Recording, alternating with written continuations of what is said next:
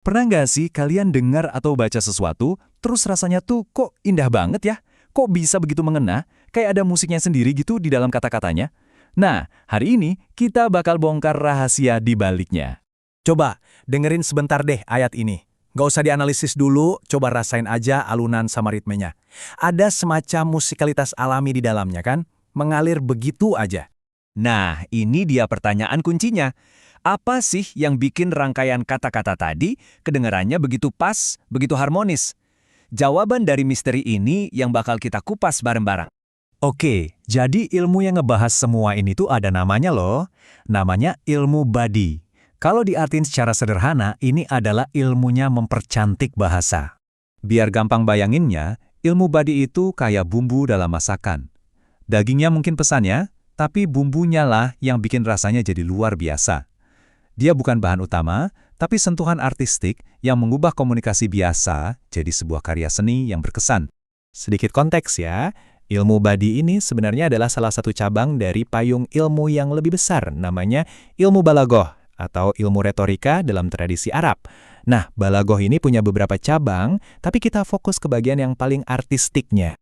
Nah, ilmu badi inilah cabang yang tugasnya spesifik banget gimana caranya menghias bahasa. Jadi fokusnya itu murni ke estetika. Gimana caranya sebuah kalimat itu nggak cuma efektif, tapi juga terdengar dan terasa indah. Yang menarik, ilmu badi ini membagi keindahan jadi dua jalur utama. Yang pertama, keindahan bunyi. Ini soal musikalisasi kata, ritme, dan harmoni yang bisa kita dengar.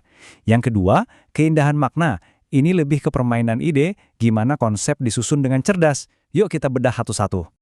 Oke, kita mulai dari jalur pertama ya, keindahan yang bisa kita dengar. Gimana caranya suara kata-kata itu bisa diaransemen jadi sesuatu yang artistik? Salah satu teknik yang paling dasar dan kuat itu namanya sajak, atau kita kenal sebagai sajak. Tapi ini bukan cuma buat puisi loh. Sajak itu intinya adalah penggunaan rima atau kesamaan bunyi di akhir frasa.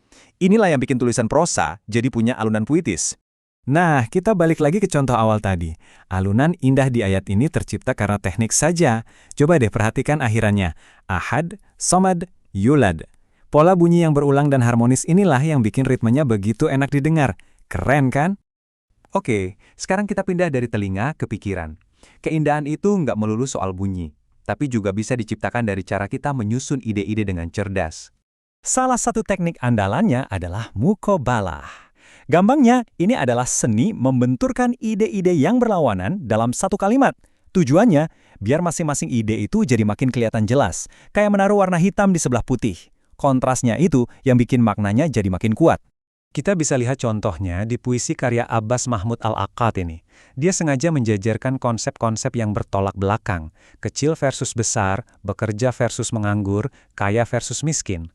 Justru dengan menampilkan kontras ini secara langsung, gambaran yang ingin dia sampaikan jadi jauh lebih hidup dan dampaknya lebih terasa. Tentu aja ya, konsep-konsep sekeren ini nggak muncul tiba-tiba. Ada sejarah dan tradisi intelektual yang panjang banget di baliknya. Perjalanannya menarik banget. Awalnya para penyair di era pra-Islam itu udah pakai teknik-teknik ini secara alami aja, pakai intuisi. Lalu di abad ketiga Hijriah muncullah seorang cendekiawan, Abuldoh Ibn al-Mu'tas, yang pertama kali merapikan dan menuliskannya secara sistematis. Sampai akhirnya ilmunya makin matang dan disempurnakan di abad ke-7 dengan pembagian yang kita bahas tadi.